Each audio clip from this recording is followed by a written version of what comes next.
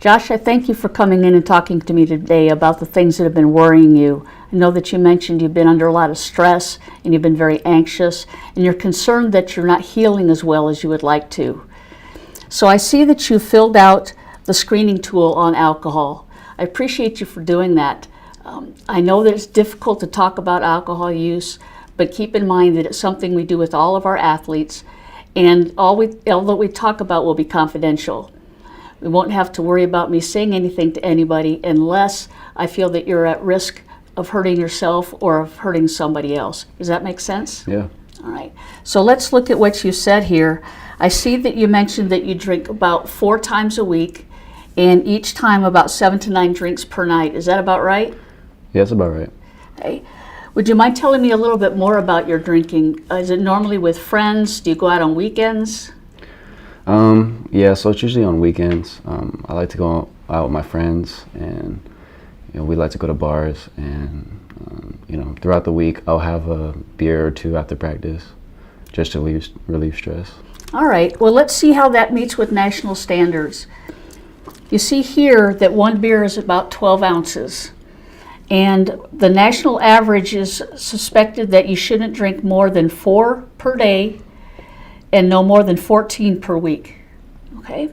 And you drink a little more than that, so it puts you in the moderate risk category, which means that you're at moderate risk for having health problems or other issues concerning your health and well-being. How do you feel about that? Well, I didn't know my health was at risk. Me being 21, I never really thought about the risk that had with me. So, everyone does it, so you never really think about the health risks that come with it. Well, that's true. It's common for you to go out with your friends when you're that age, and I understand that. I see, you mentioned that you like to go out socially and you like to be with your friends. What else about drinking is positive for you? Well, like you said, socially, also it's a great stress and anxiety reliever for me.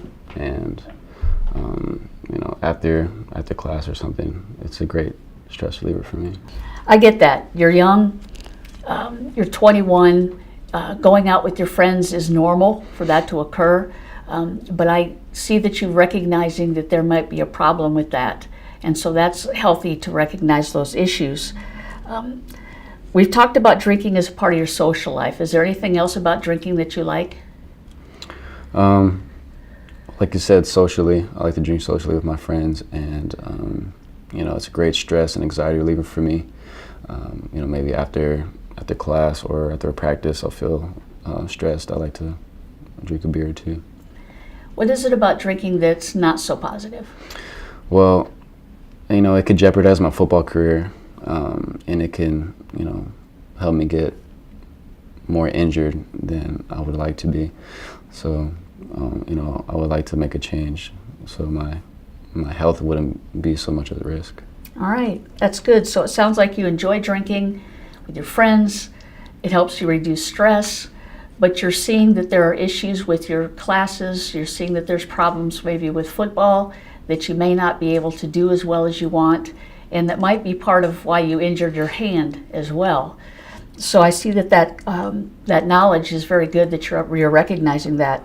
What about your faith or spirituality? I know that many athletes I talk to, that's important to them. How about you? Yeah, it is. I grew up in a Catholic home, and I didn't have the greatest relationship with God, but coming to college, it's grown stronger, and my spiritual life has grown better. That's good. That's good. Given this, what are some of the reasons that you would have for cutting down on your drinking? I feel like, jeopardizing my football career would be one, and, getting on top of my academics and not drinking so much would greatly improve. All right. We have a scale here.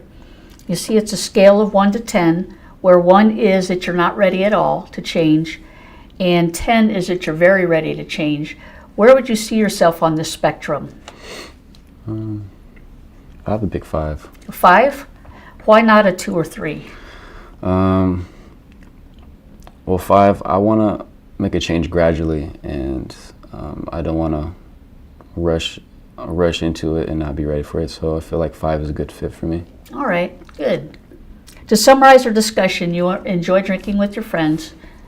You're recognizing that there's an issue with your classes, with football, but you're also seeing that there are health risks involved as well. But it sounds like you're ready to make that change. What are some steps you could take to decrease your drinking?